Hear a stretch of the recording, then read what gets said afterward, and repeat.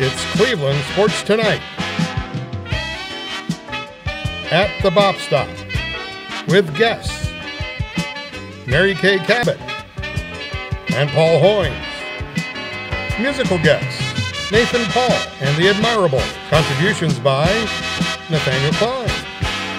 And now your hosts, Doug Lesmerises and Bud Shaw. Welcome to the debut of Cleveland Sports Tonight. It's a Cleveland sports talk show brought to you by the greatest minds at Cleveland.com. But they couldn't make it today, so Bud and I are here. And a special welcome to tonight's band, Nathan Paul and the Admirables. Each night, we'll bring you guests, insights, and funny jokes. Or just jokes. As Hugh Jackson said, and these guys heard this, as Hugh Jackson said, trust me. You know, we're doing this without a live audience, so now we know how the Browns feel. Or the Indians in April, or the Indians in May, or in June, or pretty much any time between opening day and the World Series. We did invite some people here tonight. Yes, we did. We gave Sashi Brown a ticket. That's your friend. I really wanted him to be here, but he asked if he could trade tonight's ticket for 8 tickets to a show in 2021. Sounds like Sashi. You know, we gave Jimmy Haslam a ticket, and I'm not quite sure what happened, but now I owe him $3. We gave Johnny Manziel a ticket, and he lit it on fire, jumped in a pool, and blamed us for giving him a ticket when we should have known that he couldn't handle the responsibility of coming to this show. I know. How bad, right? Well, somehow I feel like that's not the last time we'll be saying that on Cleveland Sports Tonight. The goal, I think, is to try to do a funnier show than a Joe Thomas retirement speech. That was pretty good, though. I have to say, Joe sure has dropped a lot of weight since retiring. How much, Doug? He might be on a hunger strike until the Browns win a game.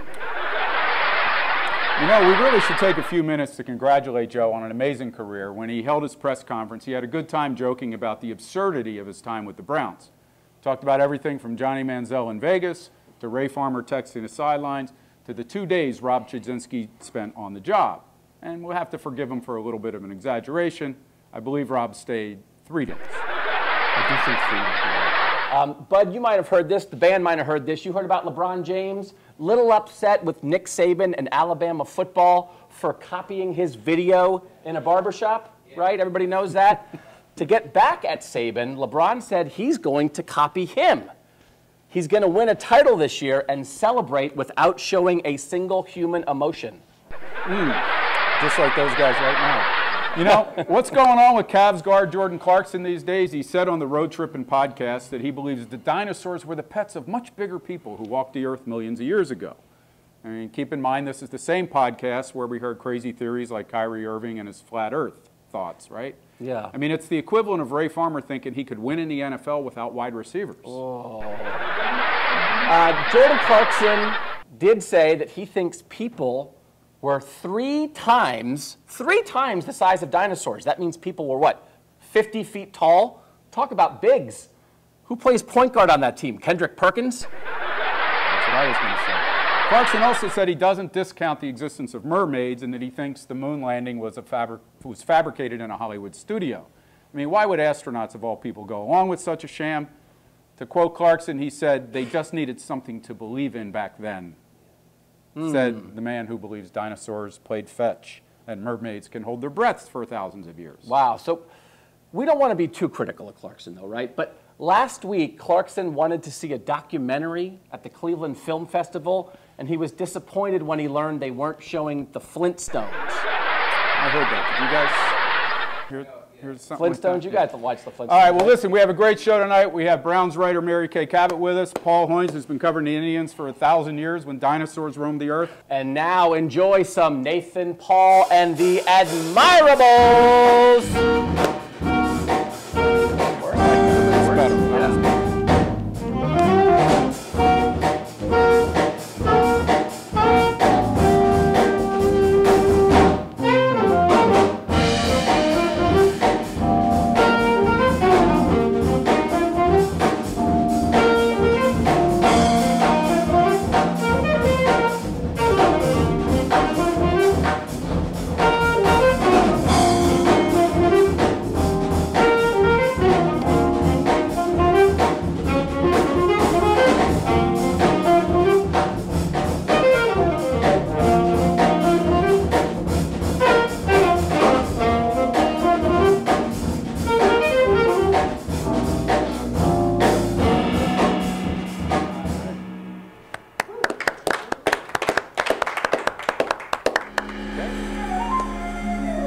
Welcome back to Cleveland Sports Tonight, everybody. We are honored for our initial show, our first guest.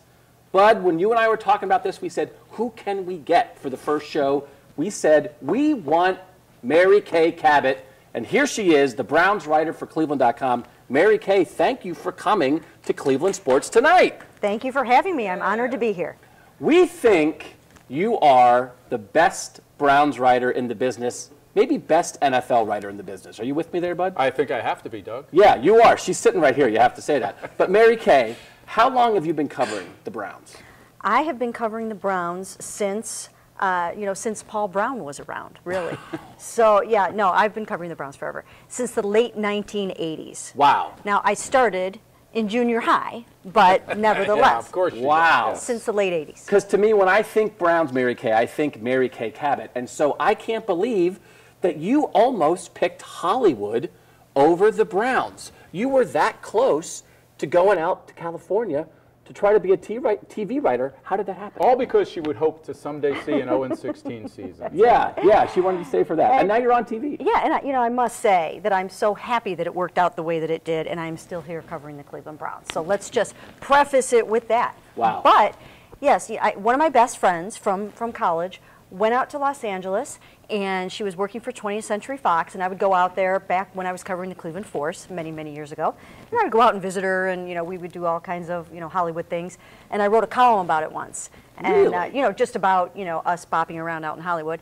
And one of the guys from 20th Century Fox that she worked with saw the column, liked it, asked me to write a spec script for him. A spec script. That's like a spec fake script. Yes. For a show. Yes. What was the show that you had to write a spec Well, script the for? idea that I had was, I said, you know what, let me just write a script about my 20-something friends sitting around being funny. And he was like, Seinfeld? You had Seinfeld before Seinfeld? I had friends before friends. Oh, Yeah, that friends, I did. Bud. I had- Seinfeld is older people. I had Friends are friends 20. before friends. And he said, I'm not too sure about that. I'm not sure I love that idea. And he said, so write a Murphy Brown spec script. Murphy Brown spec script. So I'm like, Murphy Brown, how am I going to pull this off?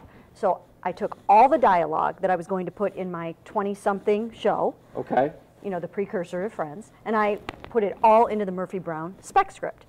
And I, did it all in the right format, sent it out to him, and he said, I love this. This is great. We can work with this. And he said, just flesh out the characters a little bit and send it back to me. And my first thought was, flesh out the characters. Yeah. This was my best shot. This was the best I got. This was the best nothing left. This was the best I could do. And then 2 days later, I got the phone call that I got put on the Browns beat. And I never fleshed out the script. And if you had not gotten that call, Yes. you would be a millionaire in California right now, and instead you're here with us. Absolutely. Are you sure you made the right decision there? I'm positive I made the right decision. There's nowhere else that I would rather be than right here on this couch with you guys. So wow, that is, I respect the heck out of you, Mary Kay. That's sad. That's sad that you want to be here with us. Have you ever thought in this time covering the Browns, have you ever thought to yourself, I wish I was writing on this TV show or that TV show? Is there something that you thought, man, I would really love to be part of something like that? Oh, I always think about things like that.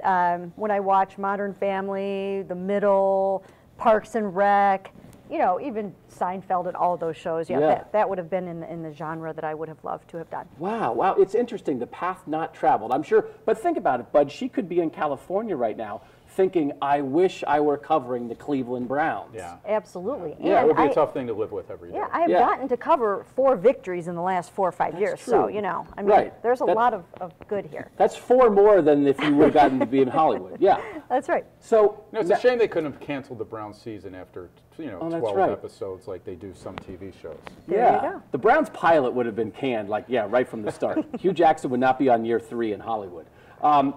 Mary Kay, so here, a lot of this, what you do and what you're so good at is building relationships, right? You've dealt with a lot of head coaches. Bill Belichick, I know, is a guy that you get asked about a lot, I'm sure. Yep. How was your relationship with him when he was here in Cleveland? Well, you know what? We kind of had a like-hate relationship with the emphasis on hate, pretty much. But, that was my first experience on the beat, was to cover Bill Belichick. Wow. So, here I am, very, very young, like I said, in junior high school. covering Bill Belichick, and you know, he came in and he was a nightmare to try to cover. I mean, he was just an absolute nightmare. But he did try to get along with me at the urging of his then wife Debbie. So he tried really hard, you know, to actually make things work. And one time he invited me to go on one of these draft visits that they do. So I got to go on the private jet with him and Mike Lombardi and Casey Coleman, who was a very good friend of Bill Belichick's.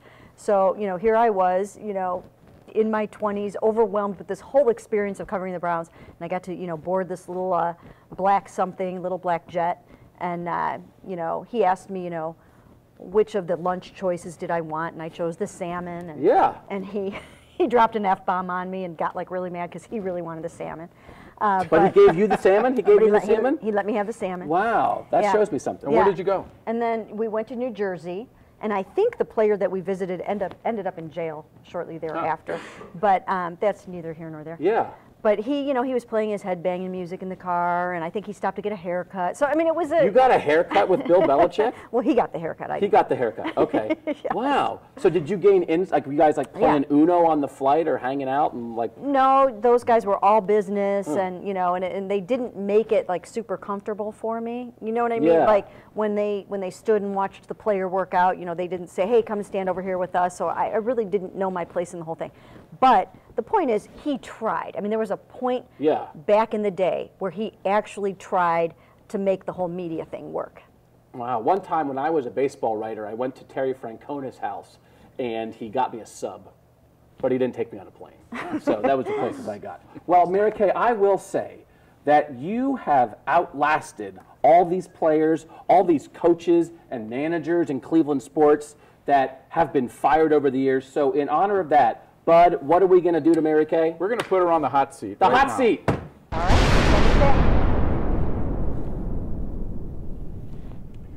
Okay, yes or no question. Hugh Jackson needs to win 6 games this year to keep his job. I'm going to say no.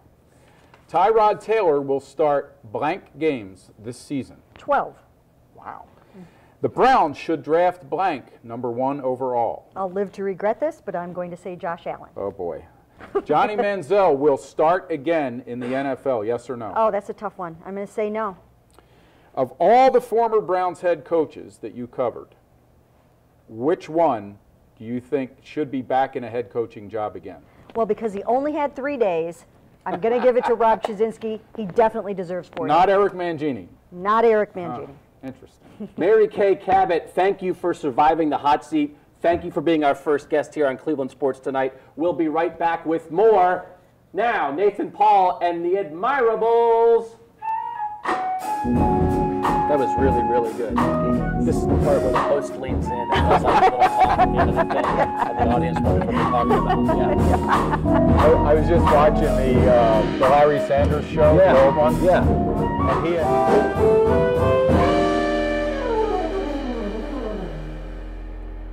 Welcome back to Cleveland Sports Tonight. Our guest is Paul Hoynes, longtime baseball writer, in his 36th season of covering the Indians. God almighty. When did it all start and how, Paul? How did you get involved in this? I have no idea. I can't remember. My first year on the beat was 1983. I'd worked for the Cleveland Press the year before. I was covering the Browns, and Press went under. I had no job. Did you have anything to do with folding that newspaper? I think I contributed greatly. Everywhere I go, the Painesville Telegraph on my first paper is no longer in existence. Press is gone, and now I'm here. So when you leave these places, they don't clap you out, they just wave you off. That's exactly right. They said, get out of town. Well, over the years, you've had some very interesting personalities to deal with, and I think you and I both know the one I'm going to ask you about. Albert Bell, who in the mid-'90s was maybe the most eccentric? Is eccentric the right word? Eccentric or scary. You know, we both had situations with him in the 90s that were interesting, and if I could tell one real quickly, I got involved in an argument with Albert where I thought he might kill me in the locker room, and the only guy was moving toward me in the whole locker room, all the players were moving away, was this guy, Paul Hoynes, which I've never forgotten. Paul, what were you going to do that I day? have no idea what I was gonna maybe Pick up the dead body? Yeah. Nice. Call for a body bag. No, I was ready. I don't know, I thought Albert was crazy, and so I was ready to jump in there. Well, a lot of fans would find this pretty interesting, that all those years when you had this contentious relationship, as many of us did with this guy, that you have actually stayed in touch with him since he retired. He's called me a couple times, and I was driving up to Detroit to cover a series, and this was when LeBron James was coming back to town, and first time, and Albert called and said, I hope they take it easy on LeBron, that Cleveland fans take it easy on LeBron. And I was just remembering the first time Albert came back to Cleveland. Yeah. And with the White Sox, time, right? And people were throwing money at him, throwing stuff at him. He flipped off the crowd. It was like the end of the world. Isn't that when he called everybody village idiots? He called the fans village idiots. Got fined for flipping the fans off, and now here he is playing Gandhi, preaching peace. Wow. Very smart of you. Did a player ever hit you? Yeah, well, I ended up in the bottom of Carmen Castillo's locker with Mel Hall on top of me. I had Mel. I'd written a story. Not voluntarily, I assume? Not voluntarily, no. I'd written a story about Mel Hall. One of his former girlfriends or wives was suing him for child support. He had also been in an accident with a member of the Indians traveling party during the season.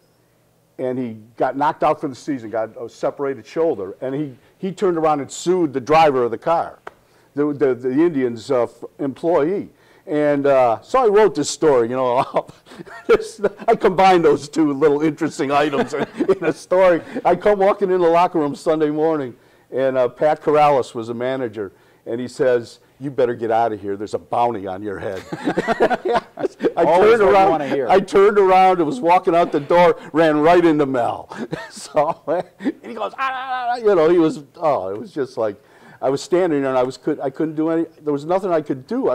Do I leave or do I turn around and leave? And I just said, Mel, I'm standing right here if you got something, Oh, that was brave of you. And he comes charging. You said that to a guy you knew had a bad shoulder. Yeah, right. And he comes charging at me, tackles me. I end up at the bottom of Carmen Castillo's locker with this guy, this like 220-pound guy, really an angry man on top of me. and God love him, Otis Nixon saved my life. He pulled Mel off of me. Tony Bernazard shoved me out the locker room door. And I'm still living to talk about it. And here you are all these years later. Yeah, and Mel's in the can in Texas. Allegedly. Is that allegedly? No, that's not allegedly. So what is the attraction? Why have you done this as many years? Everybody who reads about this, loves baseball, obviously, but they also don't understand the grueling nature of covering this beat. It's every night, it's weekends, it's 6 weeks of spring training. What's kept you And he tells all these stories. I would have been out of here in a month with these stories you told. You've been doing it this long. No, I can't do anything else. I've come to that conclusion. No other skills. I can't do anything else. I always, I had always feared covering baseball. Every baseball writer I knew was either getting divorced or they were on the way to alcoholism. They just, it just seemed like such a chaotic life to me, and then when I was forced into it, I guess kind of dragged into it, kicking and screaming when the press folded and I didn't have a job, I kind of liked it, and my family put up with it. I think they were glad, that I was on the road like 500 days a year. They didn't have to put up with me, so I think it just, you get used to it, How much longer do you think you want to do it? I have no idea. I want to keep doing it, I think. I'm not done yet, I don't think. The Dolans, we know, have taken some criticism for not spending enough. Do you think they're at this point that the way they spend is enough to deliver a world championship to this city? Yes and no. I think they needed to spend some money this winter. The payroll obviously was going up. Payroll's gone up to about $135 million this year, which is a franchise record. It was a franchise record last year, but I still don't see a Brian Shaw in the bullpen. I thought they if they were going to keep this guy, they could have kept him, or they go out and get another guy just like him. So I think in that regard, it's going to be tough for them to win a World Series championship. I think the talent is here, that pitching staff is here, the starting rotation. But, you know, as we saw last year, you know, they win 102 games. They win 22 games in a row. Then they get into, you know, a 5-game playoff and they get beat. Yeah. I mean, it's just so quirky. And talent, to me, always wins out. Well, there's clearly some pressure on them to repeat this year to get back into the playoffs, but not nearly the amount of pressure we're going to put on you right now. Doug, tell them. Paul Hoynes, welcome to the hot seat.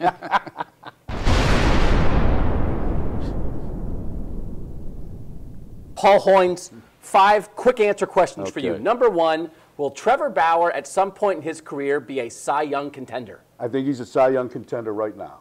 Number 2, who is the best hitter you've covered in your time with the Indians? Best hitter I've covered, I got to say 2 guys, Manny Ramirez and Julio Franco. Number 3, will you cover a World Series champion before you retire? I think we got that answer. Move on. Maybe. I don't know. I'll say no. I was going to say, you might want to stick with yes, or you'll be in the lake again. Yeah. Number 4, which manager have you enjoyed covering the most? I got to say Charlie Manuel. You know, Charlie Manuel once said, you know, we'll make that decision when we get to the, no, what did he say? He said, we'll make that, we'll cross that bridge when we run into it. That was my favorite quote.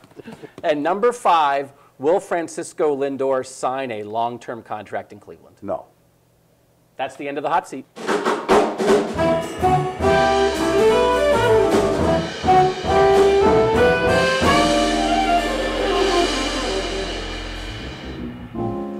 Welcome back to Cleveland Sports Tonight. We have our man on the street, Nate Klein. Nate, thanks for being here. Hey, thank you. Thank you. I like the velvet back here you guys put together. This is good velvet. This is the best velvet we could get. You like to go out and be among the people. You're a man of the people. You went to the Cleveland Auto Show, and you gave people a little bit of trivia, right? Exactly. What did you do? Yeah, so shortly before the start of the Oscars, we decided to ask visitors who was the auto show, could they tell the difference between a tribe member and an Oscar nominee? So Denzel Washington, Woody Harrelson, Corey Kluber, and some of the fans, some of them knew him and some of them didn't, and so we got a chance to catch them on film. Corey Kluber, that's Remember the Titans, right? No, I got that one wrong. So you're asking car people about movies and baseball. Were they pretty good or were they not so good? I was pretty impressed, but there were some who, you know, hesitated on some of them, and they weren't quite sure, and they look at their girlfriend, they look at their, you know, significant other, and it was just a little questionable stuff. All right. Well, let's go see what Nate did on the street at the Cleveland Auto Show. Let's go to the videotape.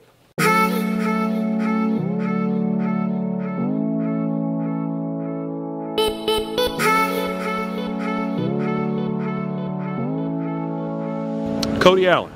On the team. Oh, Indians. Corey Kluber. Indians. Corey Kluber? That sounds like a baseball player, too. Who the hell would nominate that person? Daniel Kaluuya. Oh, that's Oscars, yeah. Yep. That's my boy. Daniel Kaluuya. He's on the team. Denzel Washington. No. Was it Emmys? Or Oscars, sorry, Oscars. Josh Tomlin. Indians. Josh Tomlin. Indians player. Michael Brantley. Indians player. Sam Rockwell. Oscar. Trevor Bauer. I don't know who that is. Oscar. Woody Harrelson. Indians player. No. The Oscar nominee. Oh, that'd be kind of cool if he was on the Indians. Oscar. Zach McAllister. Indians. Indians. 10 for 10. Congratulations. Yeah.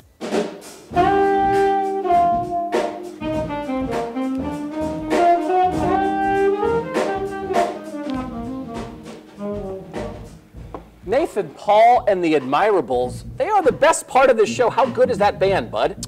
Fantastic. You know, one of our guests, Paul Hoynes, played in a band in college. Really? Yeah, he was a bass player. But they only let them play at rugby parties. Yeah, not like this. No, these guys are a little higher Not in like quality. these guys. I will say our first show, I think those are two Hall of Fame quality sports writers. Absolutely. Paul Hoynes and Mary Kay Cabot. Much better than us. I'm just surprised we got this far without getting canceled. Yeah, well, we'll see. Bud Shaw, Doug Lesmerises, thanks to you guys for joining us on Cleveland Sports Tonight. Hopefully, we'll see you next time. Good night.